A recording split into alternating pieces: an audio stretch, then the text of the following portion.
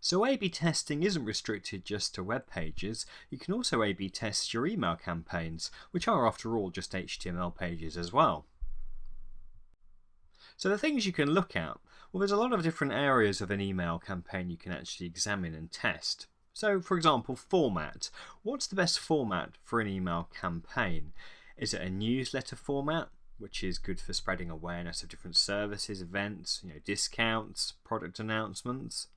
Is it merely a digest of posts, so a list of different posts that you may have had featuring on your site and a kind of summary of each one? But that's certainly easier to produce and doesn't need to be customly written. Just a short introduction can be all that's needed.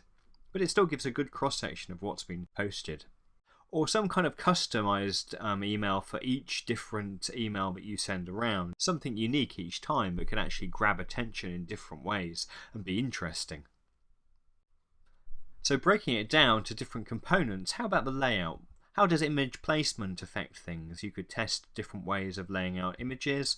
How does the call to action placement change things? And you can test that as well.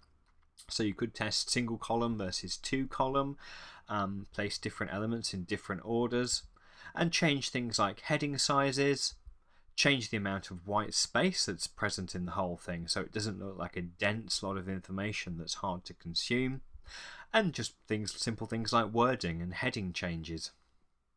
And how about the sender name? Probably one of the first things that people notice is the name that an email has come from. So how does a personal sender versus some kind of generic sounding name make a difference? And can having a more personal approach benefit the click-through rate of the campaign? You've got to test this kind of thing on your audience. And how about the subject line? The grab, does it kind of get people's attention immediately? And is a shorter subject line better than a longer one? How about if you mention discounts?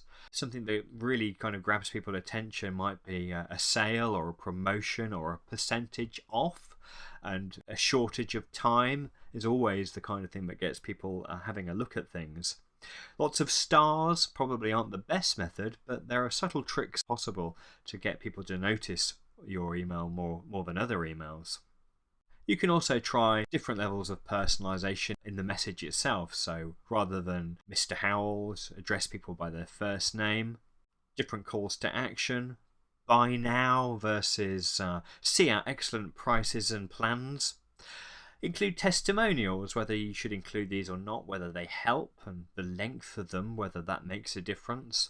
The body text itself and how long that is. Does too much have an effect and bore people? Is it best to keep things short and more snappy? And the tone of voice as well is really important. Images, of course, will make a big difference to how it looks, but what kind of styles of images work better than others?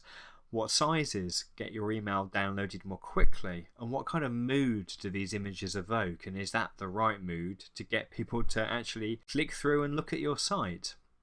Offer text isn't just in the subject line, it's also in the email itself. And how do the offers change the results? Big 20% off, free shipping claims and notices, and do these things actually grab people's attention to pull them further? And how about the closing text of the email? Sometimes repeating calls to action in the final text in just little click-throughs can have an impact. Email templates have been a bit old school for a while, using tables to be more robust, but with more and more email services, responsive emails are becoming bigger and more important. In 2013, up to 65% of emails were being opened directly on mobile devices, and I'm sure the stats are even higher now. It's a huge percentage, so you definitely need to track what customers are using, what devices they're opening and looking at your emails on, and to see whether A/B testing different responsive templates can see a better conversion rate.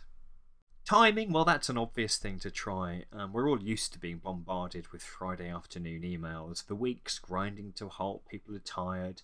They're just in the right mood to buy things on a whim, to round off the week nicely. Everyone's mentally weak, really, so your audience could depend on this kind of timing, and you can test different days and times with email services. So those services, such as MailChimp and Campaign Monitor and many more, I'm sure, do allow A/B testing directly within them. So MailChimp allows you to test different subject lines, delivery times, and it will show you different winners based on your choice of whether it's the number of openings of the actual email or the click-through rate. Campaign Monitor will allow the same kind of things, but it also allows variations in content change. So you could have one small content change, or it will even test two completely different versions of the email against each other to see which one performs better. Now again, as we saw with the whole page testing, it might be difficult to ascertain from that kind of test just which elements were the improvement if you change lots of different factors. In the next lesson, we're going to look at all the A/B testing mistakes you really shouldn't be making.